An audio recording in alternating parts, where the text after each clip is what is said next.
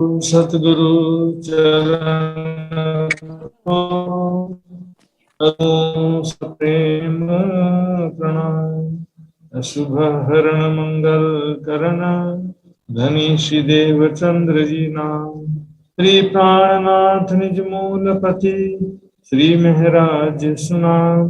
तेज कुंवरी श्यामा युगल को पल पल करूं प्रणाम, पल पल करूं प्रणाम।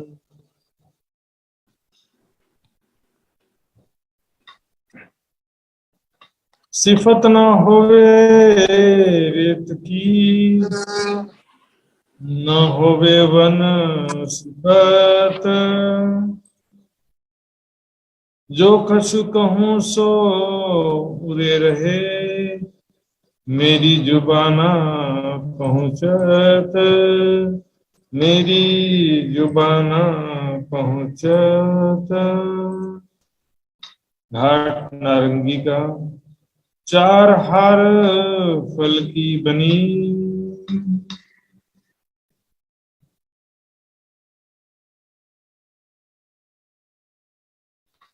परवर में अक्षराती धाम के धनी। इस परिक्रमा ग्रंथ में दिव्य परम धाम की शोभा का और लीलाओं का विस्तार से वर्णन कर रहे हैं। कल हमने सुना था इस प्रकार पाल पर बड़ों वन की वृक्षों की पात छारे हैं और इनकी डालियां जो हैं, देखिए चित्र में छोटा छोटा दिखता है। चित्र से आप इसको एग्जैक्ट समझ करके इसी को दिमाग में बसाओ पड़ेगा। यहाँ पर एग्जैक्ट मेजरमेंट नहीं होता है। जमुना जी की चौड़ाई है 500 मंदिर, और ये पाल की भी चौड़ाई 250 मंदिर है। और बड़ों वन के वृक्ष जो है सो ऊंचे ऊंचे और बड़े बड़े वृक्ष हैं। 50-50 मंदिर की दूरी पर आए हैं सभी वृक्ष। तो अभी बड़े बड़े वृक्ष हैं। इनकी डालियां जो हैं जमुना जी के जल चबूतरे तक लटक रही हैं। तो जल चबूतरा जमुना जी के अंतर्गत होता है। 125 मंदिर का चौड़ा यहाँ से जल चबूतरा होता है और दूसरी किनार से भी 125 मंदिर का जल चबूतरा है। बीच में 250 मंदिर में भूम भर गहरी जमुना जी और जल चबूतरे पर कमर भर गहरी होती है। तो इस प्रकार से जो वृक्षों की डालियां यहाँ पर लटक रही हैं उसका वर्णन चल रहा है। केल, लिबोई, अनार, अमृत यहाँ तक हमने देखा था। आज जो है जाम्बू का भी देख लिया था। नारंगी वन की शोभा का वर्णन यहाँ पर चल रहा है। सुंदर साहब जी,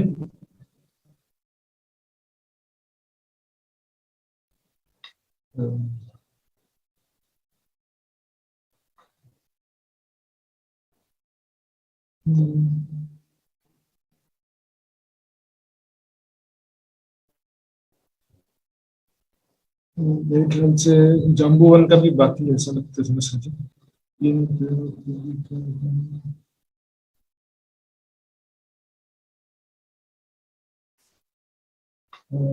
क्षमा चाहूंगा सुंदर साहब जी, जाम्बू घाट का भी बाकी मेरे ख्याल से छुपाई। तो जम्बू घाट का यहाँ से लेंगे फिर से। निकट घाट पाट के शोभित है अतिवन, या जाम्बूवन की शोभा का वर्णन चल रहा है। सुंदर साहब, जाम्बूवन के और जाम्बू,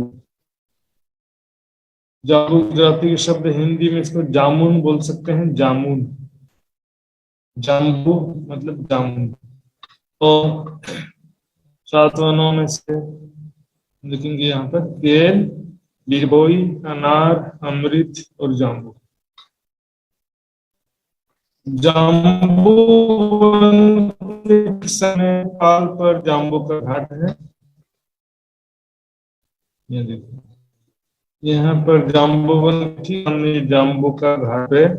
पाल पर बड़ों वन के वृक्षों की 5 छारे हैं। 500 मंदिर की चौड़ाई में जाम्बू का घाट है। तो 500 मंदिर में 10 वृक्ष हो जाते हैं। संधि का वृक्ष मिलाएंगे तो 11 हो जाएगा। 50-50 मंदिर की दूरी पर है ना, तो 500 मंदिर में 10 वृक्ष होते हैं गिनती के, और देखने के 11 वृक्ष होते हैं। तो यहाँ पर जो उसकी वृक्षों की डालियां हैं यमुना जी के जल चबूतरे तक लंबी जाती हैं और ऊंचाई भी काफी है। चित्र में छोटे छोटे दिख रहे हैं, ऊंचाई भी काफी ज्यादा है। लंबे लंबे लंबे डालियां, ऊंचे वन कई भांते हिंडोले झूलन। तो निकट घाट पाट के शोभित है अतिवन। पाट घाट के निकट अर्थात पाट घाट के दक्षिण दिशा में अगला घाट कौन सा है? जाम्बू का घाट। पाट घाट अमृतवन के सामने गया, और अमृतवन के दक्षिण दिशा में कौन सा वन है सुंदर साहब जी?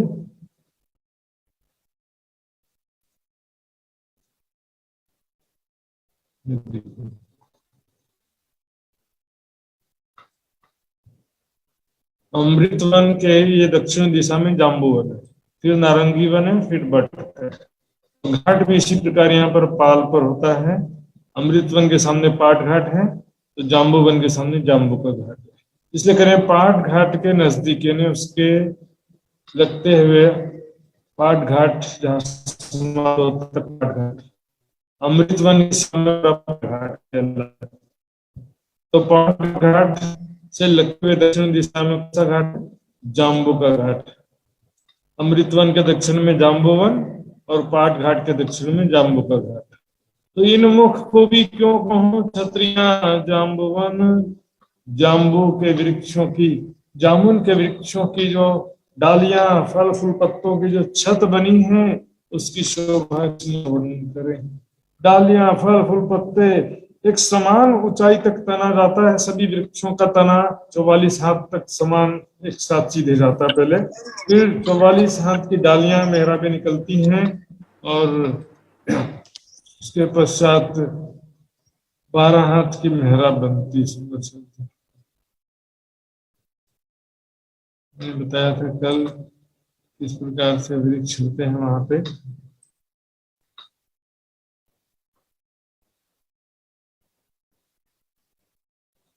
फिर से दिखाता हूं, ये देखिए यहाँ तना होता है, फिर डालियों की मेहराब होती है, और उसके बाद छत हो जाता है।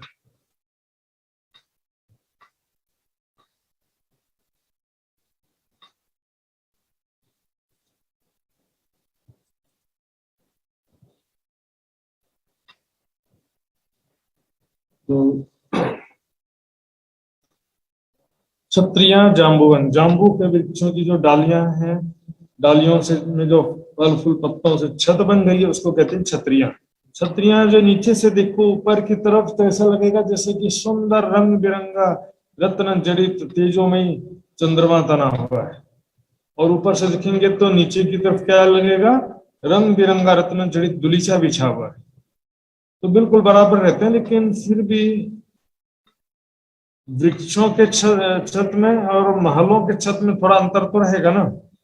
ये वृक्ष जो है डालियां, वैसे तो एक कल छतरी कहा गया है, एक छत है पूरी समान, एक सीधी छत है, लेकिन फिर भी मूवमेंट रहता है इसमें। हवा, जब हवा चलती है मंद मंद शीतल सुगंधित हवा चलती है, तो वृक्षों की डालियां हिलते हुए दिखाई देती हैं।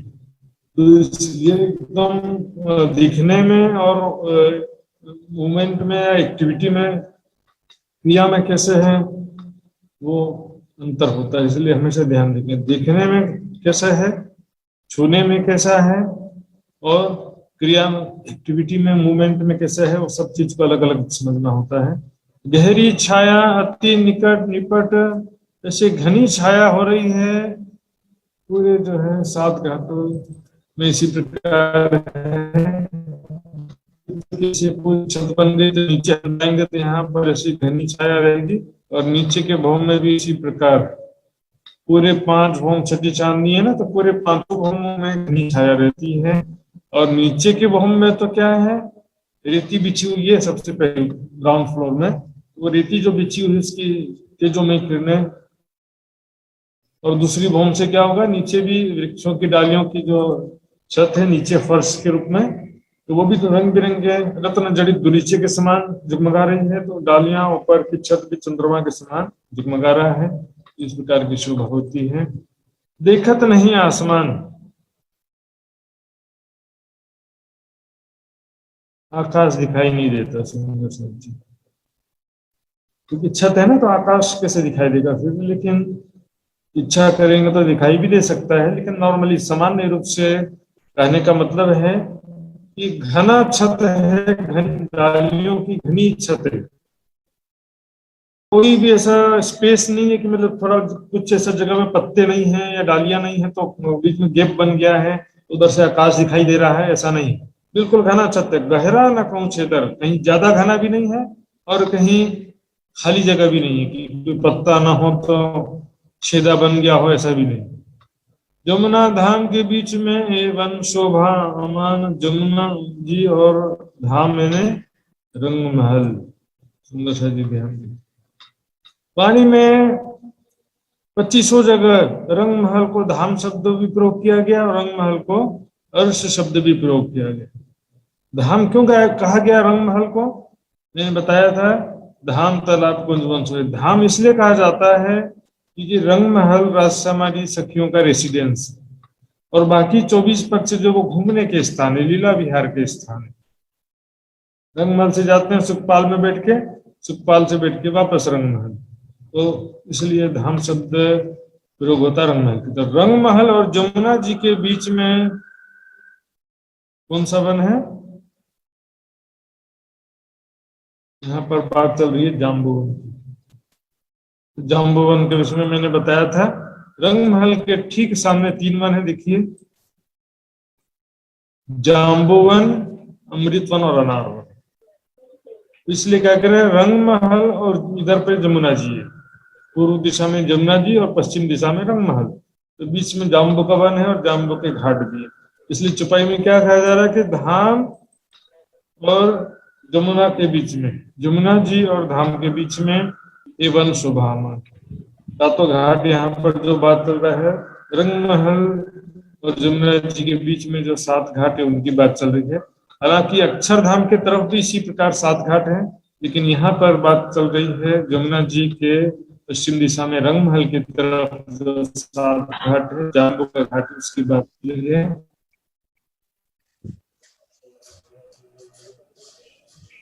होस्ट जरा ध्यान देंगे, जो भी सुंदर सा ज्वाइन होते हैं तो उनका ऑडियो अनम्यूट स्थिति में चालू हो जाता है, इसलिए बहुत दिक्कत होता है।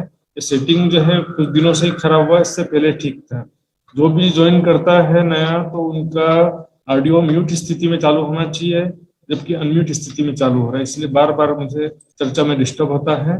यदि होस्ट सुन रहे हैं मेरी बात को, ज्ञानो जी इसमें जरा ध्यान देंगे, ज्ञानो जी, रूपक जी, ये समस्या जो है बहुत बड़ी समस्या है, बार बार चर्चा में डिस्टर्ब होता है इससे। हे मंडप जानो चंद्रवा, कहूँ ऊंचा नीचा ना है। ये जो डालियों की जो छत है, डालियां फल फूल पत्तों की जो छत है, बिल्कुल एक ऊंचाई पर है, ऊंचा नीचा कुछ भी नहीं है। इसके अलावा हम और भी नक्शा देखे थे कल, वो भी मैं आपको दिखाता हूँ किस प्रकार से है। क्योंकि छत बिल्कुल एक ऊंचाई पर होती है, सभी पहली वाव में एक सीध पर होगी। देखिए यहां से यहां तक एक छत है,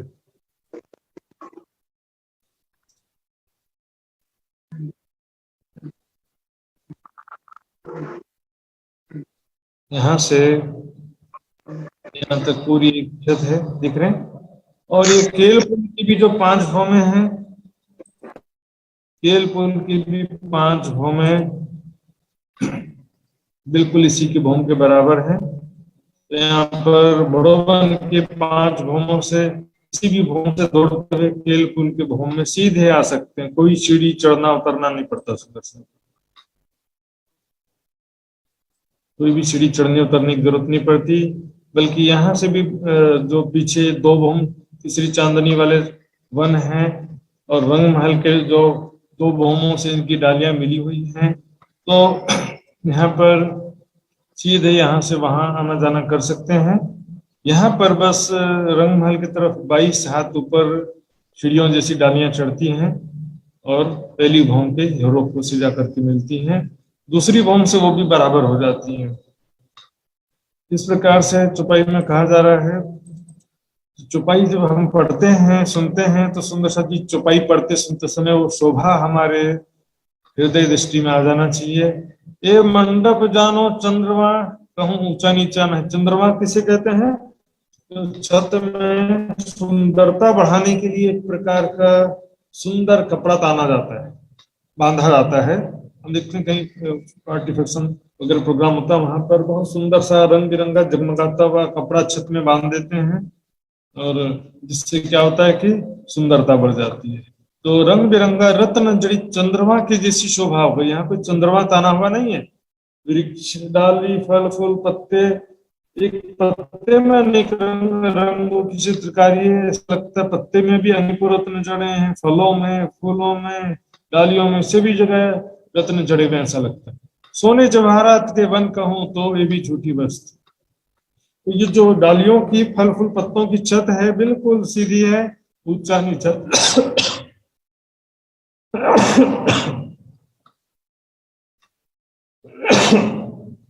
ये शोभा जो बना कह सके,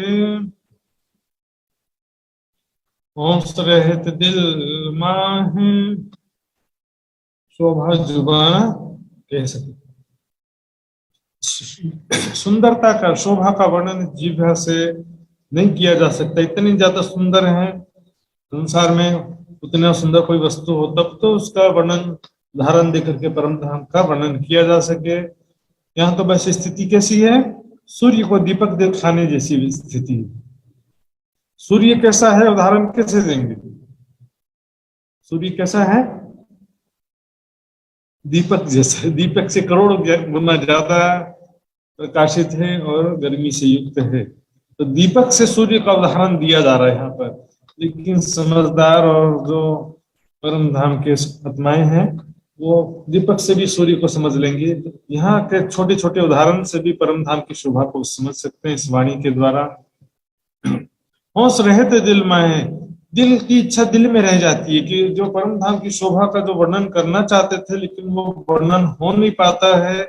यहाँ से शब्द और उदाहरण उचित मिल नहीं पाते हैं। अनेक रंग इन ठोर के क्यों कहूं इसका अनूर, अनेक रंग इन ठोर, अनेक रंग हैं यहाँ पर। मुख्य 4-5 कलर जो दिखते हैं पाट पाट में भी है, और रंग महल के मुख्य द्वार के सामने चबूतरे में भी है। हीरा माणिक पुखराज 5 नील, हीरा सफेद है, माणिक लाल, पीला, हरा और नीला, ये मुख्य कलर होते हैं। फिर इन रंगों के मिश्रण से और बहुत सारे रंग बनते हैं। तो 10 कलर जो है मुख्य रूप से ज्यादा प्रचलित हैं, 10 कलर। उसके अलावा फिर और उनके लाइट ग्रीन, लाइट डार्क करते हुए हजारों शेड बन जाते हैं। 10 कलर में गिनते हैं black, brown, red, orange, yellow, green, blue, violet, grey, white. ये 10 कलर जो इसमें गिने जाते हैं। तो मैंने अंग्रेजी में बताया black, brown, red, orange, yellow, green, blue, violet, grey and white. इस तरह से 10 रंग होते हैं। इसके अलावा फिर अनंत रंग होते हैं वहां पर। क्यों कहूं इतना नूर, वहां का जो नूर का मतलब क्या है यहाँ पर? उनका सौंदर्य, उनका तेज, उनसे निकलने वाली तेजोमयी किरणें, सुंदरता का क्या वर्णन करें। रोशन जिमी प्रफुल्लित, वहां की धरती जो है स्वप्रकाशित है और प्रफुल्लित, सदैव आनंदित और प्रसन्न चित्त रहते हैं सभी। ऐसा लगता है कि वहां की धरती भी आनंदित है, वहां के वृक्ष मुस्कुरा रहे हैं, पशु पक्षी भी आनंदित है, सभी आनंद में पल पल डूबे रहते हैं। क्यों कहूं जुबा जहूर, वहां की शोभा का वर्णन, जहूर यानी उसकी दिव्यता का, सौंदर्य का, शोभा का, प्रेम का, आनंद का वर्णन किस प्रकार इस दिव्य से किया जाए। ये सिफत न जाए कहीं जिन वन कबूना जवान, जहां पर जिन वृक्षों का एक पत्ता भी कभी झड़ता नहीं है, जरा सा भी नुकसान नहीं है, जरा सा भी क्षरण नहीं है। इस संसार में क्या पल पल क्षरण होता रहता है, धीरे धीरे नुकसान होता रहता है। तो वहां पर जिन वनों की सुंदरता कभी कम नहीं होती है। पत्ता टूटने की बात तो, वृक्षों का पत्ता गिरने की तो बहुत दूर की बात है, सुंदरता भी कभी कम नहीं होती, जरा सी भी कम नहीं होती। उनकी जगमगाहट, सौंदर्य पल पल हमेशा बढ़ते ही रहता है। उसकी शोभा का वर्णन किस प्रकार किया जाए। ये शोभा खूबी तो कहे जो कोई होवे इन निशान, इस जिह्वा से उसकी शोभा का, सुंदरता का वर्णन तो तब किया जा सकता है जब उसका कोई उदाहरण हो। संसार में कोई उदाहरण ही नहीं है। आजकल तो हम देख रहे हैं सुंदर साथ जी, बहुत सारे उदाहरण हमारे सामने कुछ हो भी गए हैं। आज 400 साल पहले तो न बिजली था, न ही मतलब इस प्रकार से कोई चीजें आज के जैसी सुंदर सुंदर चीजें भी बहुत सारी नहीं थी उस समय। वहां का एक अलग समय था 400 साल पहले का। तो फिर भी जो वर्णन किया है, बहुत सारा वर्णन कर दिया। उस समय जो नहीं थी वैसा बात भी कहा गया। तो यहाँ पर आज के समय में तो हम देख सकते हैं, लाइटिंग किया हुआ वृक्ष होता है, आर्टिफिशियल प्लास्टिक के इस तरह के वृक्ष होते हैं, जगमगाते हुए इतने सुंदर लगते हैं कि सही का वृक्ष भी न लगे। और सही का भी जो वृक्ष है उसमें भी यदि वो सीरियस छोटे छोटे बल्ब लगा देते हैं तो वो भी वृक्ष कितने सुंदर दिखने लगते हैं। दीपावली के त्योहार में और फंक्शन में, प्रोग्राम में, उत्सव में क्या करते हैं, वृक्षों में लाइटिंग लगा दिया जाता है। तो वृक्ष ऐसा लगता है कि वृक्ष लाइट भी जगमगा रहे हैं, वृक्ष ऐसा लगता है। तो आजकल तो कुछ उदाहरण हमारे सामने समझने के लिए राज्य ने काफी सारे उदाहरण रख दिया है। दुबई का मिरेकल गार्डन आप देख सकते हैं वहां पर यूट्यूब में और गूगल सर्च करके। बिल्कुल जादुई गार्डन है, जैसे हमने कभी कल्पना न किया हो ऐसा गार्डन भी दुनिया में बने हुए हैं। तो सुंदर साहब जी, बहुत सारे उदाहरण राज्य ने हमारे लिए रखा है संसार में। तो एक खूबी जुबान तो कहे जो कोई हो भी इन विशाल संसार में, फिर भी ऐसा कोई एग्जैक्ट उदाहरण नहीं मिलता है कि जिसके द्वारा परम धाम की शोभा का वर्णन किया जा सके। तो वर्णन के आधार पर सुंदर समझाता है, एक जो भी जुबा खूबी तो कहे जो कोई हवे इन मिसाल,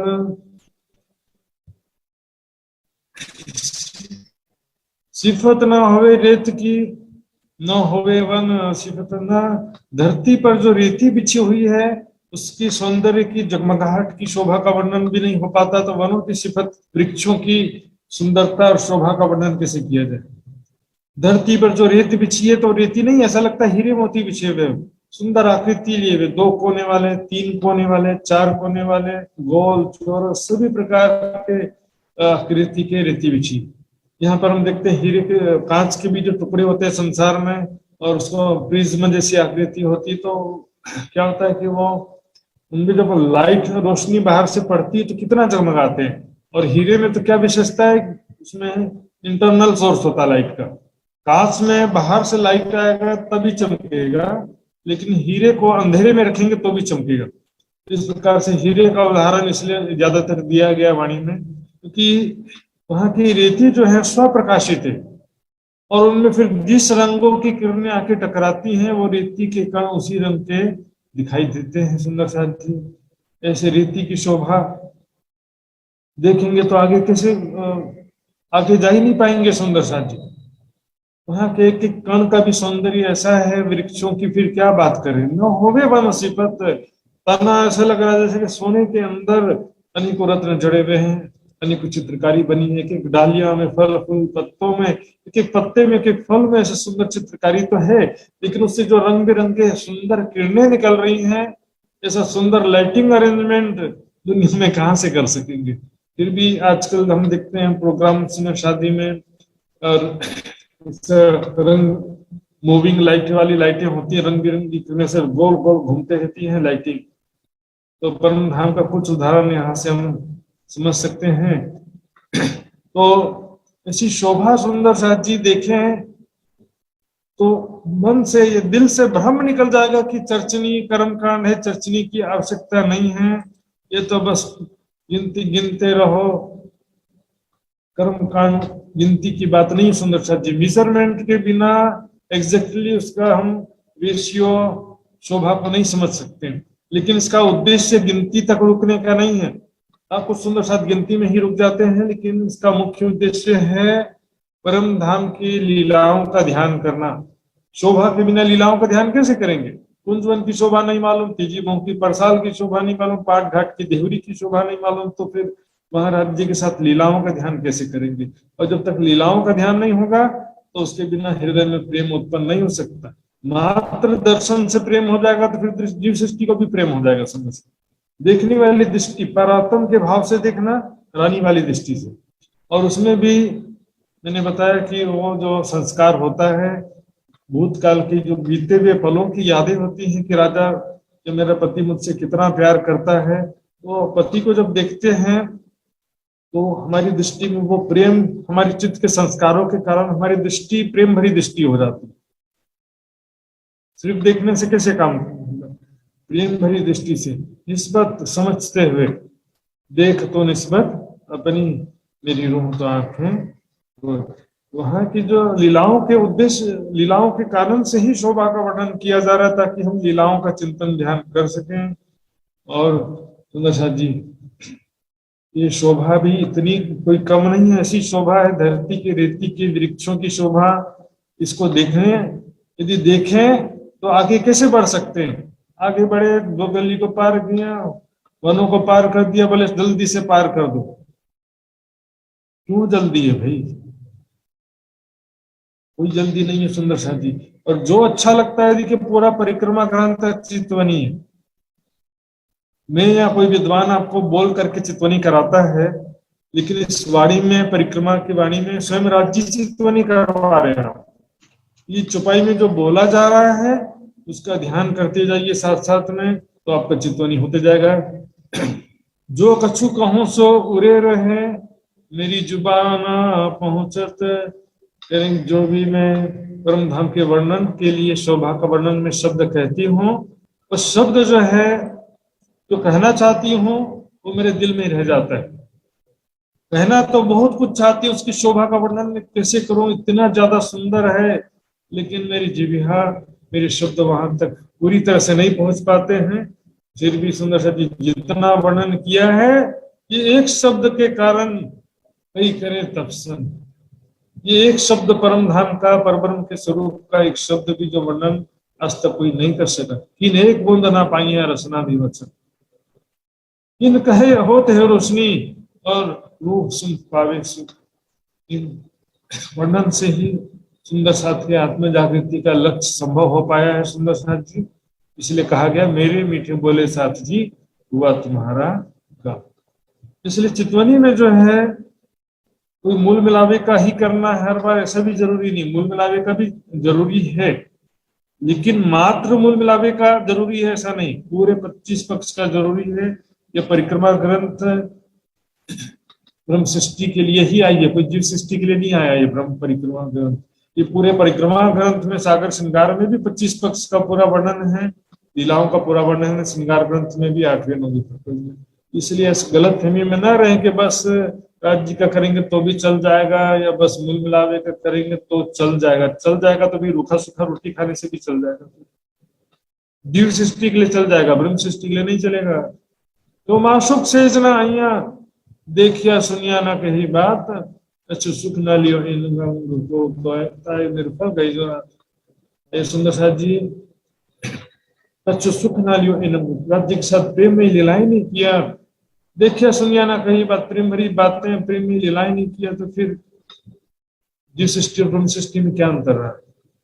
जीव सृष्टि भी मात्र दर्शन कर सकती है, लेकिन प्रेम में लीलाओं का सुख नहीं मिलेगा। ईश्वरीय सृष्टि को भी प्रेम में लीलाओं का सुख नहीं मिलने वाला, मात्र ब्रह्म सृष्टि के भाग्य में। चार हार फल की बनी, जल पर डोरी बंद। अब नारंगी घाट का वर्णन हो रहा है सुंदर साथ जी। तो यहाँ पर जल पर मतलब जल चबूतरे तक जो नारंगी वन की डालियां लटक रही हैं। ये फिर से नारंगी वन को एक बार देख लेते हैं, इसका लोकेशन कहाँ पर है। देखिए ये है पाट घाट, और उसके सामने ये है अमृतवन का घाट, पाट घाट। इसके बाद ये था जाम्बू घाट, अब ये है नारंगी घाट। नारंगी घाट के दक्षिण में फिर बट का घाट आ जाता है। तो इस प्रकार क्रम सभी सुंदर साथ को अच्छी तरह से याद होना चाहिए थे। केल, लिबोई, अनार, अमृत, जाम्बू, नारंगी। तो नारंगी वन के ठीक सामने पाल पर जो बड़ो वन के वृक्षों की 5 छारे हैं, उसको कहते हैं नारंगी का घाट। इन वृक्षों की डालियां जो है गंगा जी के जल चबूतरे तक लंबी गई है। काफी लंबी लंबी डालियां वैसे भी दिख रहे हैं। 50-50 मंदिर की दूरी पर वृक्ष हैं, तो 25-25 मंदिर की डालियां चारों तरफ से वैसे भी नॉर्मली भी गई है।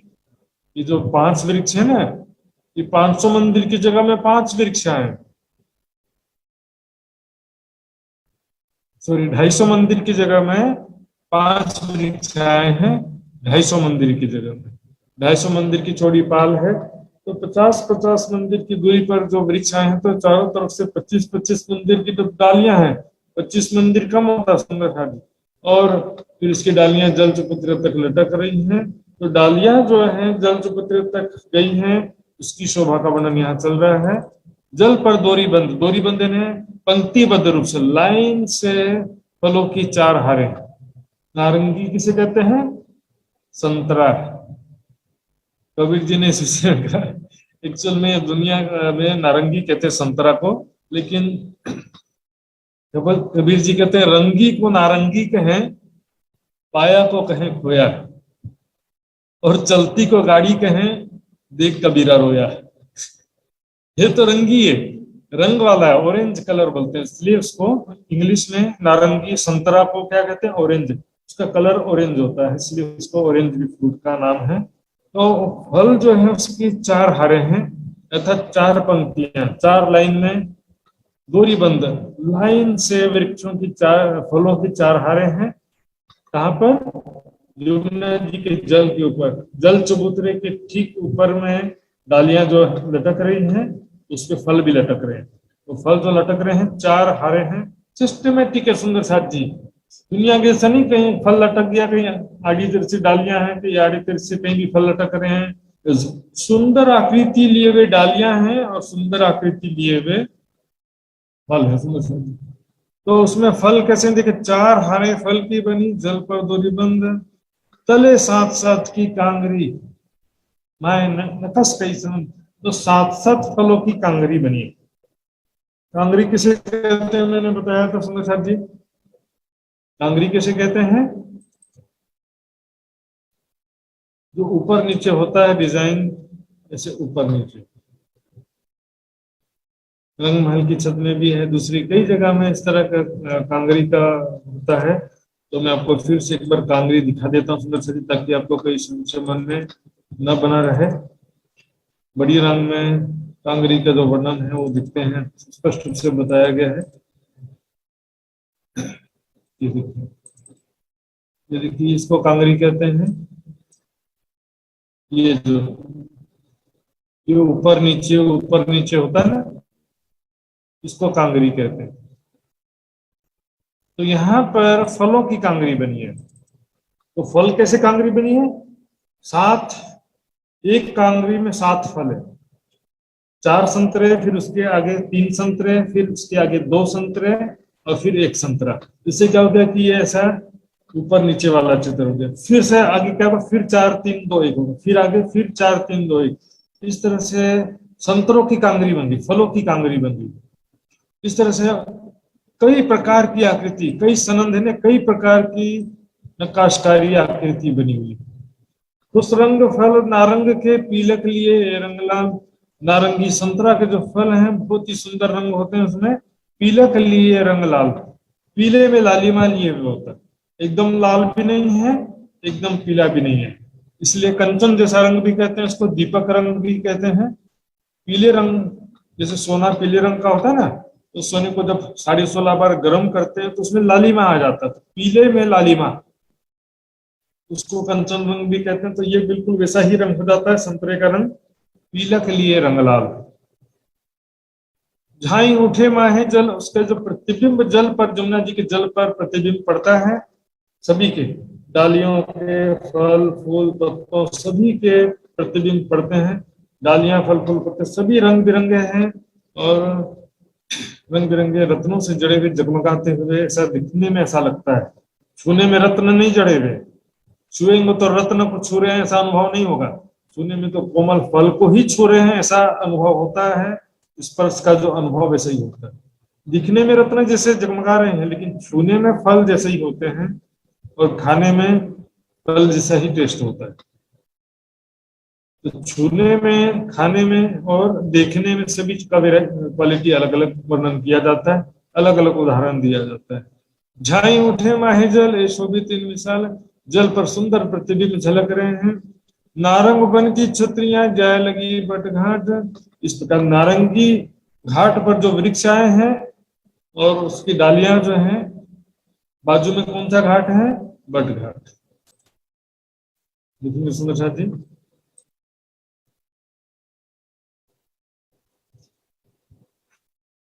ये नारंगी वन है और इसके सामने ये है नारंगी घाट। नारंगी वन के ठीक सामने पाल पर नारंगी घाट है और यह जमुना जी। तो नारंगी घाट के बाद भी दक्षिण में कौन सा घाट है? बट घाट। ये लिबोई अनार अमृत हो गया, जाम्बू। अब नारंगी का वर्णन चल रहा है। नारंगी के बाद सातवां घाट कौन सा है? बट का घाट है। तो बट घाट पर कैसी शोभा वो तो हम समझेंगे बाद में, लेकिन यहाँ बता रहे हैं कि ये नारंगी के वनों की वृक्षों की जो डालियां हैं दक्षिण दिशा में बट घाट के वृक्ष की डाली से लगी हुई है। बट घाट के वृक्ष की डालियों से डालियां मिली हुई हैं, क्योंकि वृक्ष की डालियां सभी जगह मिली होती हैं चारों दिशाओं में। देखेंगे तो ये डालियां सब मिली हुई हैं यहाँ पर।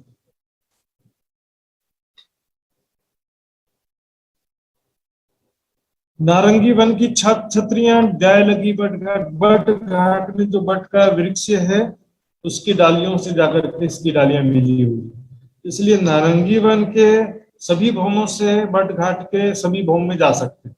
सातों वनों के पांचों भौम में से कहीं पर भी आना जाना कर सकते हैं। तो अलग अलग वन लेकिन सबकी डालियां मिली हुई हैं, इसलिए एक ही शोभा बन जाती है, सब एक शोभा बन जाती है। उसके अलावा भी हम और भी चित्र देखेंगे सुंदर साथ जी। कई प्रकार के कलर नक्शे आज सुंदर साथ के बीच में उपलब्ध हैं। ये देखिए, तो यहाँ पर ये वृक्षों के 5 भौम हैं। ये सुंदर साथ जी ब्रह्म मुनियों ने अपने हाथों से बनाया है नक्शा। कितने ज्यादा स्पष्ट होता है सुंदर साथ जी। देखिए ये केल फूल, बट फूल, यहाँ पर एक एक चीज स्पष्ट दिखाई दे रहा है। वृक्षों की यहाँ पर एक ही है, सभी वृक्ष एक समान दिखाई दे रहे हैं, लेकिन क्योंकि सबकी डालियां आपस में मिली हुई हैं, केल की लिबोई से लिबोई की, अनार से, फिर अमृत से, सभी डालियां आपस में मिली होने से क्या है, सब एक ही छत बन गया। यहाँ से यहाँ तक एक ही बहुत बड़ा हॉल बन गया समझिए। और यहाँ से फिर केल पोल में, बटपोल में कहीं भी आना जाना कर सकते हैं, गोल घूम करके आ सकते हैं, क्योंकि अक्षरधाम की तरफ भी इसी तरह से 7 घाटे हैं। बड़ोवन के वृक्षों की 5 भौम उधर भी है। तो इस तरह चारों तरफ गोल करके जमुना जी का परिक्रमा लगा सकते हैं। इस प्रकार से क्या होता है, दोनों तरफ के 7 घाट और दोनों तरफ के पुल के बीच में जमुना जी एक तालाब के जैसे भी दिखाई देती है। ऐसा भी वर्णन आया सुंदर सर जी। फल फूल पात जड़ित जो जानो रच्यो अचंभो अर्थात इस प्रकार वहां पर फल भी ऐसा लगता है रत्न जड़ित है, फूल पत्ते सब जो है रत्न जड़ित है। बिल्कुल अद्भुत शोभा बन गया है सुंदर साथ जी। रच्यो अचंभो, अचंभा आश्चर्यजनक शोभा है। कैसे ये संभव हुआ, इस प्रकार की शोभा कैसे पॉसिबल है? हर एक पत्ते में अनेकों रत्न जड़े हैं, हर एक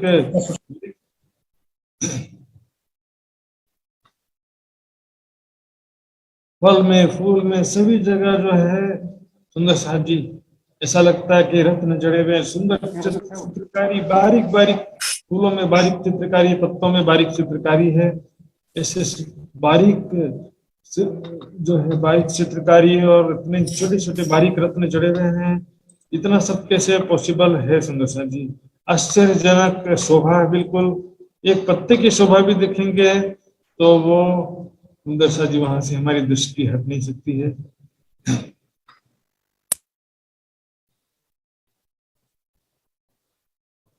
एकल छाया रेती रोशन, वृक्षों की एक ही छत है इसलिए एक छाया कहा गया। लेकिन यहाँ से यहाँ तक एक ही छत है ना वृक्षों की। पहली भौम में तो ग्राउंड फ्लोर में पूरा छाया है, घनी छाया है, अर्थात सूर्य की सीधी रोशनी यहाँ तक नहीं पहुंच रही, लेकिन जरूरत भी नहीं है। वहां तक क्या धरती से रेती का प्रकाश है, डालियों फल फूल पत्तों का जो रंग बिरंगी किरणें निकल करके पूरा प्रकाश कर रही हैं। वहां तो बिजली की भी जरूरत नहीं है सुंदर सा, जिससे भी चीजें स्वप्रकाशित है। ऐसी अद्भुत शोभा यहाँ पर दिखाई दे रही है। एकल छाया, एक ही छत है और केल से लेकर के बट घाट तक, केल लिबोई अनार अमृत जामुन नारंगी सबकी पहली भौम की डालियां सबकी मिली, फिर दूसरी भौम की सबके डालियां आपस में मिली हैं। हर एक भौम में इस प्रकार एक ही लंबी छत बन गई। पूर्ण सिफत कमाल, अद्भुत कमाल की शोभा है सुंदर साथ जी। किसी चीज की कोई कमी नहीं है, कोई प्रकार का शोभा में कमी नहीं है। और अनेक वन आगो भला ये हद छोड़ चलिया दीवार, इस प्रकार से हम देखेंगे हद छोड़ चलिया दीवाल। इसका मतलब क्या है कि ये नारंगी का वन जो है ये रंग महल के ठीक सामने नहीं है। जाम्बू वन रंग महल के ठीक सामने था, लेकिन इसके बाद जो नारंगी वन है तो बाहरी हर मंदिरों की सीमा से बाहरी तरफ हो गया नारंगी वन। और भी देखेंगे नक्शे ताकि किसी प्रकार का समझने में कमी ना हो।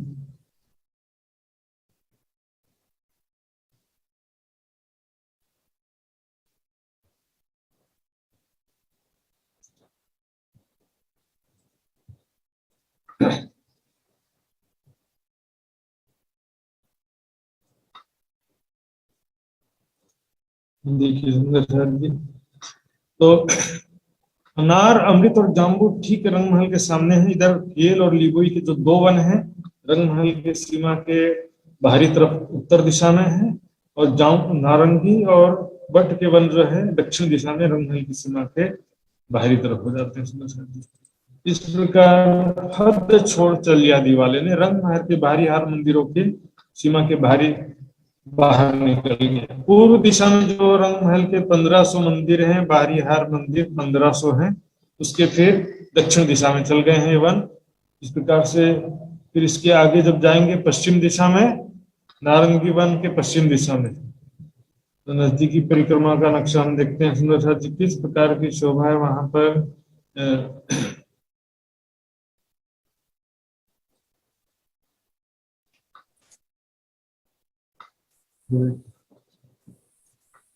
रंग महल के सीमा में 3 वन है, अनार अमृत जाम्बू, और ये नारंगी जो है इसके बाहर चला गया।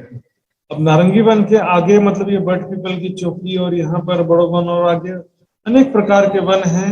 ये कहा जा रहा है यहाँ पर अनेक वन आगो भला आगे और भी बहुत ही सुंदर सुंदर वन हैं, वृक्ष हैं। इन वन की शोभा अति बड़ी आवत आत्म में, जो इस प्रकार से इन वृक्षों की शोभा बहुत ही सुंदर है।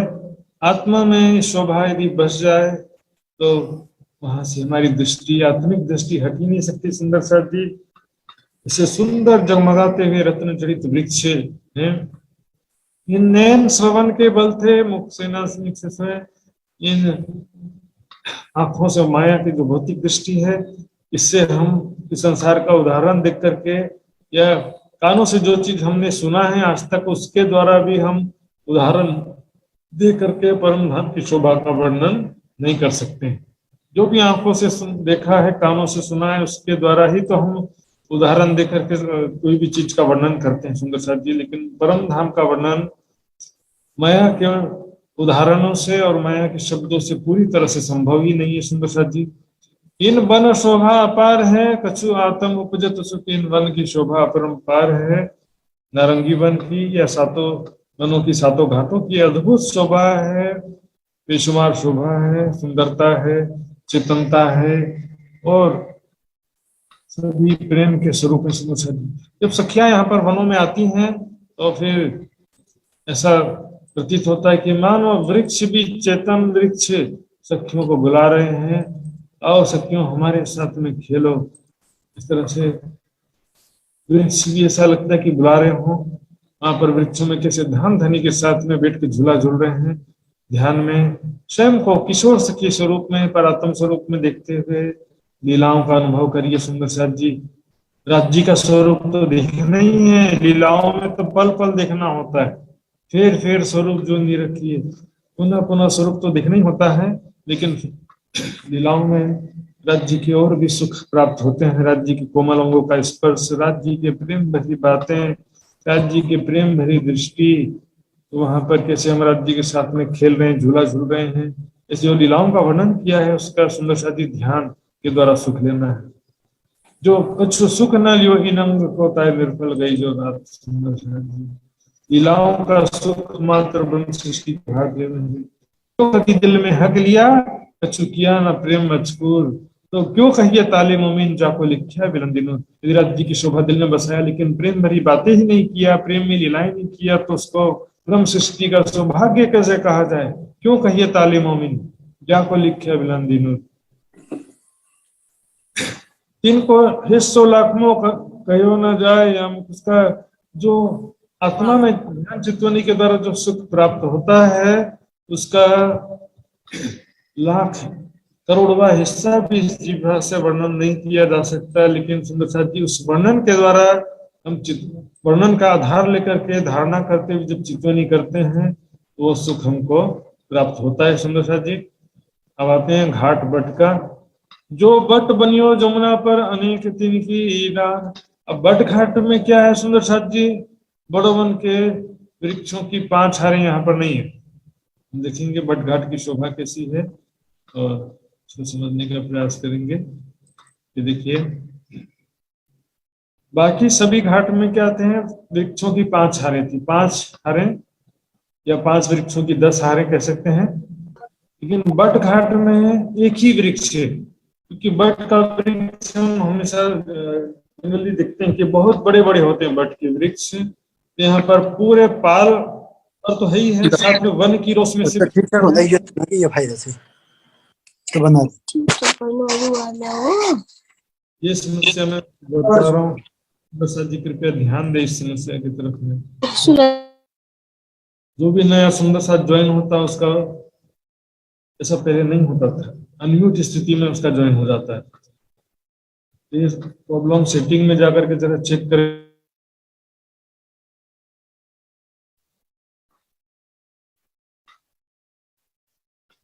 तो सुंदर साथ जी देखिए बट घाट में एक ही वृक्ष है, एक ही चबूतरा है। 500 मंदिर का लंबा चौड़ा एक चबूतरा है, 250 मंदिर पाल में से लिया, 250 मंदिर वन की रोस में से।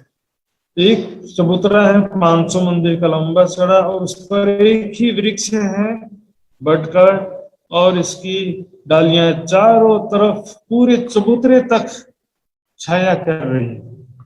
सोचिए कितनी लंबी डालियां हैं, यहाँ से एक दिशा में 250 मंदिर की डालियां निकली, इधर 250 मंदिर की डालियां निकली, तब जाकर के पूरे तरफ से कवर होता है।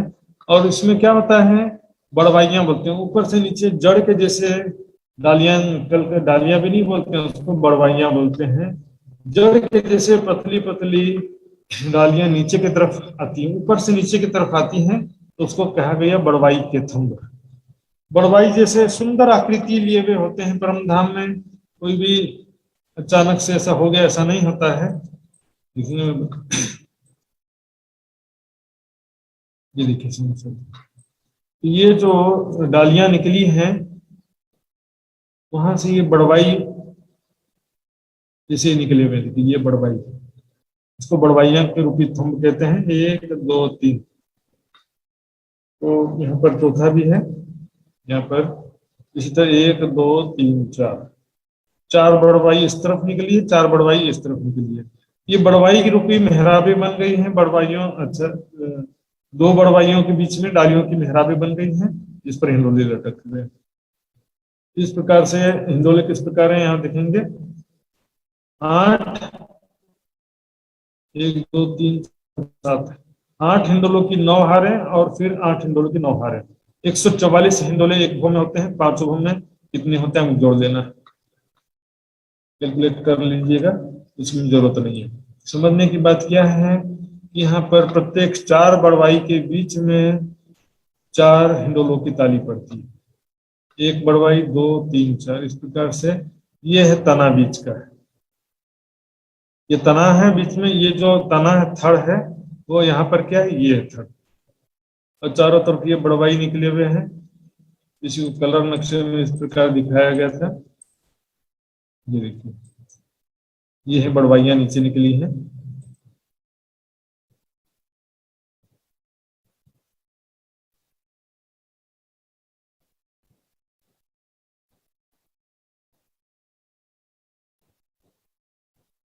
ये देखिए सुंदर साथ जी बड़वाइयां, तो बड़वाइयों के बीच में, 2 बड़वाइयों के बीच में एक मेहराब रूपी डालियों से हिंडोले लटका है, एक हिंडोले, प्रत्येक 2 बड़वाइयों के बीच में एक हिंडोला लटका है, और 4 बड़वाइयों के बीच में 4 हिंडोलों की ताली पड़ती है।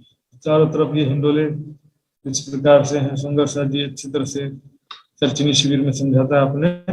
ये बट बनियो जमुना पर अनेक तिनकी डार, इस प्रकार बट घाट है जमुना जी के किनारे, और उनकी चारों तरफ अनेकों डालियां निकली हुई हैं, निपट पसारा इनका जित बेट करत श्रृंगार। इस प्रकार काफी विस्तार है, 500 मंदिर का लंबा चौड़ा चबूतरा है, और डालियां भी चारों तरफ पूरी चबूतरे को कवर करते हुए निकली हैं। इस प्रकार से पसारा मतलब प्रसार, विस्तार है, चारों तरफ पूरे चबूतरे भर में निकली हैं डालियां। और इस चबूतरे पर बैठकर श्री राज समाधि का श्रृंगार करती हैं सखियां अपने हाथों से, और सखियां भी आपस में एक दूसरे का श्रृंगार करती हैं। तो देखिए कितना सबसे जो आनंददायक चितौनी है सुंदर साथ जी, श्री राज्य श्यामा जी को अपने हाथों से आभूषण पहनाना, लेकिन स्वयं को किशोर सखी स्वरूप में देखते हुए ऐसा जो है लीलाओं का ध्यान करना होता है। मैं राज्य के गले में हार पहना रही हूँ अपने हाथों से, राज्य के हाथ कोमल हाथों को स्पर्श करते हुए एक उंगली में अंगूठी पहना रही हूँ, और पोची कड़ा कलाई में पहना रही हूँ, बाजूबंद पहनाई। इस तरह से एक एक आभूषण अपने हाथों से उनके चरणों में झांझरी घूंगी करता सारा जो है चितौनी में देखिए कितना आनंद आता है सुंदर सुंदर। ठीक है, लीलाओं में राज्य से अंग लगा करके झूला झूल रही हूँ, राज्य आगे आगे दौड़ रहे, हम सखियां उनको पकड़ने का प्रयास कर रही हैं, तो राज्य को पकड़ करके सभी सखियां एक राज्य के ऊपर कूद जाती हैं, राज्य को पकड़ लेती हैं। तो राज्य की कोमल अंगों का स्पर्श का जो अनुभव आनंद है, राज्य की प्रेम भरी बातें, राज्य के साथ प्रेम में लीलाएं, राज्य मुझे कैसे प्रेम भरी दृष्टि से देख रहे हैं, मेरा हाथ पकड़ करके राज्य में किस प्रकार मुझे लेकर के सघन वन में प्रवेश कर जाते हैं। सारी चीजों का वर्णन, सारी लीलाओं का वर्णन वाणी में महमती जी के बड़ी वृत्त में विस्तार से किया गया सुंदर साथ जी। ऊंचा निपट द्योहर ज्यों, द्योहर मंदिर के जैसा गुम्मट के जैसे शोभा है, बहुत ऊंचा है, और द्योहरी के गुम्मट के जैसी शोभा है। मैंने अभी आपको दिखाया था, फिर से दिखाता हूँ चित्र में सुंदर साथ जी।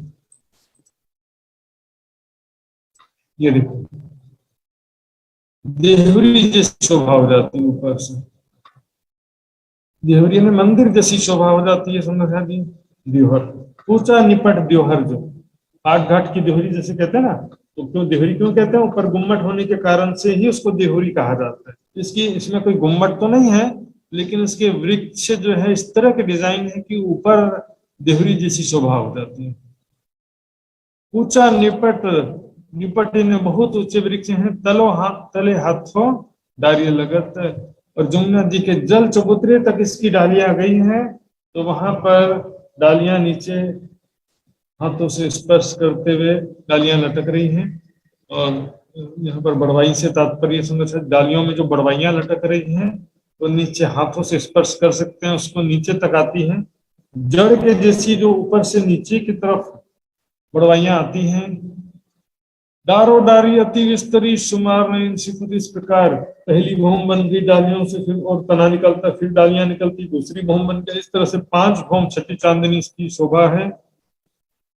जानो थंब दिए बड़वाई के फिरते फिरते हार चार, ऐसा लगता है जैसे कि बड़वाई रूपे थंब बना दिया गया है, बड़वाइयों के ही थंब बन गए हैं।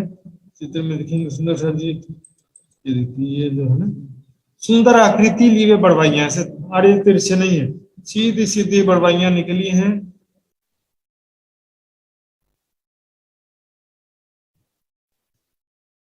तो सुंदर आकृति ली हुई बड़वाइयां निकली हैं, मानो कि बड़वाइयों के ही थंब बन गए हों, ऐसा प्रतीत हो रहा है। फिरते फिरते हार चार, 4 हारे हैं सुंदर सा जी, मैंने बताया था ना, 4 हारे, 4 इधर तो गोलाई में 4 हारे हैं, चारों दिशा में जहां भी देखेंगे 4 हारे बड़वाई के दिखेंगे, लेकिन दोनों तरफ का मिलाएंगे और थड़ मिला करके तो 9 हार हो जाएगा।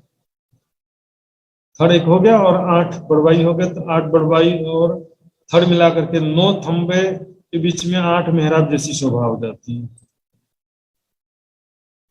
शोभा लेत पात फूल ये बट बड़ो विस्तार, इस प्रकार के वृक्षों के पत्ते, फूल, डालियां सभी जो है इतना सुंदर शोभायमान हो रहे हैं। इसका बहुत ही ज्यादा सुंदर रत्न जड़ित है बिल्कुल। छतरी 5 ऊपरा ऊपर जानियो रचियो भौम, हमारे इस प्रकार 5 छतें ऊपर एक के ऊपर है, 5 भौम छठी चांदनी है सुंदर सा जी। हमने चित्र में अच्छी तरह से देखा, फिर से देखना तो देख लीजिए। देखिए डालियां निकली, एक भौम बन गया, फिर दूसरी डालियां, दूसरा भौम, तीसरी डालियां, इस प्रकार से डालियां निकलते हुए 5 भौम छठी चांदनी बन जाती है।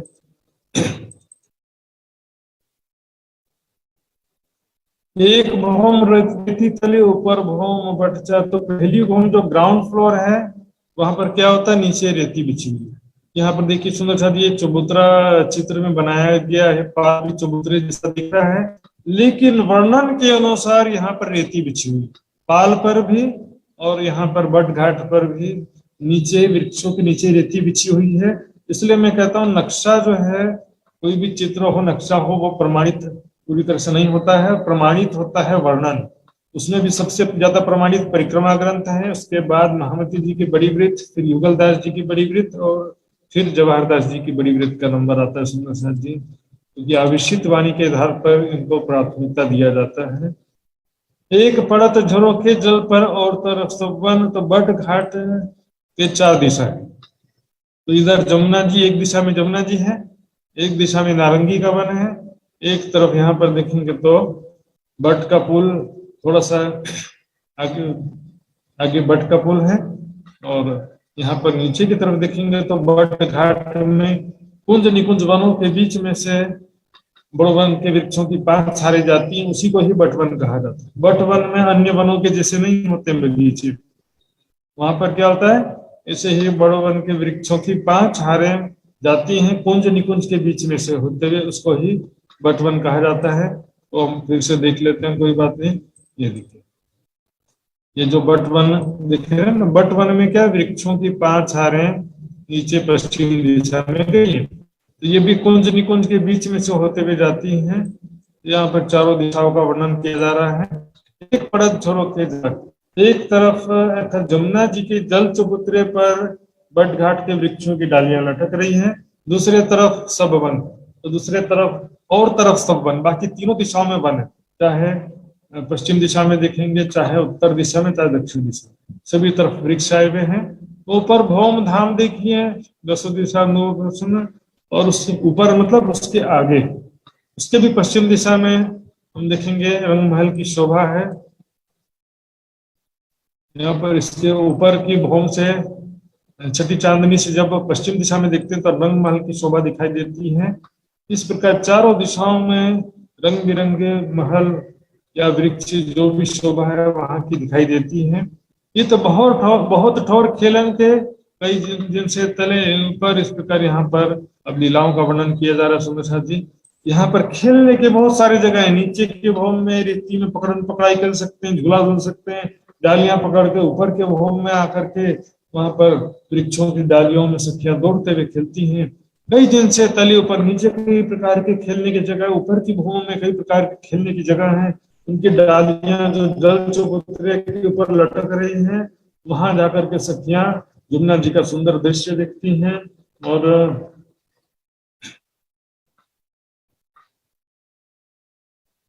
बैठत दौड़त कूदत खेलत प्रेमत, सखियां किस प्रकार से बैठती हैं, दौड़ती हैं, कूदती हैं, कई प्रकार के खेल खेलती हैं सुंदर साथी। इस संसार में भी हम देखते हैं बच्चे लोग कितने प्रकार का खेल खेलते हैं, बड़े लोग भी कई प्रकार का खेल खेलते हैं। उसकी शोभा का यहाँ पर फेंकत हैं कई जल में और कूद चढ़े कई कई सखियां इसके ऊपर के भौमों से दौड़ते हुए जमुना जी पे छलांग लगाती हैं। फेंकत है ना, छलांग लगाना, तो क्योंकि जल चबूतरे तक डालियां हैं तो वहां से छलांग लगाती हैं, तो बीच का जो भौम भर गहरा हिस्सा वहां पर गिरती हैं। कई कूद चढ़े कई डालियां पकड़ कर, कई सखियां कूदती हैं चढ़ती हैं, खेल करे कई भांत सो सब अंको चंचलों से, इस प्रकार कई प्रकार से वहां पर खेलती हैं सखियां। चंचल होशियार, चंचल यानी जैसे वहां पर एक खेल को छोड़ के दूसरे खेल में दौड़ना, दूसरे खेल को छोड़ के तीसरे खेल में दौड़ने को यहाँ पर चंचल कहा गया। होशियार हैं, ये खेल खेलते हैं, चलो फिर ये खेल खेलते हैं, अब यह खेल खेलते हैं, अब चलो पशु पक्षियों के साथ में खेलते हैं। नए नए प्रकार पल पल जो है एक खेल से दूसरे खेल में, दूसरे खेल से तीसरे खेल में दौड़ती हैं सखियां।